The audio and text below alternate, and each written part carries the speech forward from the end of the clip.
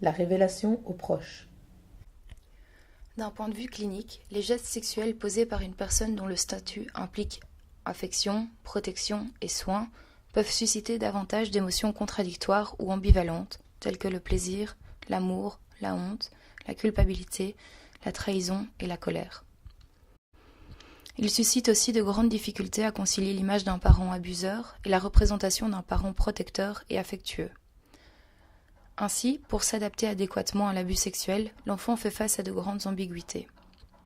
Il peut donc être indécis face au dévoilement ou vivre des sentiments contradictoires de colère refoulée et d'amour envers le parent abuseur. Ce type de réaction chez les adultes victimes d'abus sexuels durant l'enfance fait référence au processus d'échec de mentalisation à l'égard d'une expérience traumatique. Le silence et le secret gardé par les victimes seraient imposés par l'agresseur et justifiés par la terreur, l'incompréhension, la confusion des sentiments et les peurs. Peur de ne pas être cru, des réactions de l'agresseur, des conséquences sur la famille. L'abus perpétré par une figure parentale implique fréquemment négligence ou absence de protection du parent non-abuseur, pouvant augmenter le sentiment de trahison et des représentations négatives de soi et des autres. Ainsi, l'enfant peut avoir à composer avec la perte du sentiment de sécurité au sein de son milieu familial. C'est un sentiment qui est nécessaire au développement général de l'enfant, au développement spécifique d'un attachement sécurisant et à l'éventuelle formation d'une union amoureuse.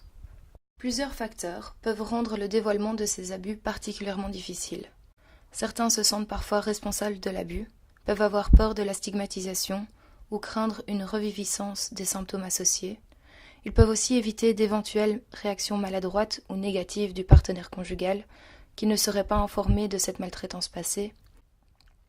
Par ailleurs, certaines personnes ne conçoivent pas les gestes sexuels posés comme un abus sexuel, et ils ne les mentionnent tout simplement pas.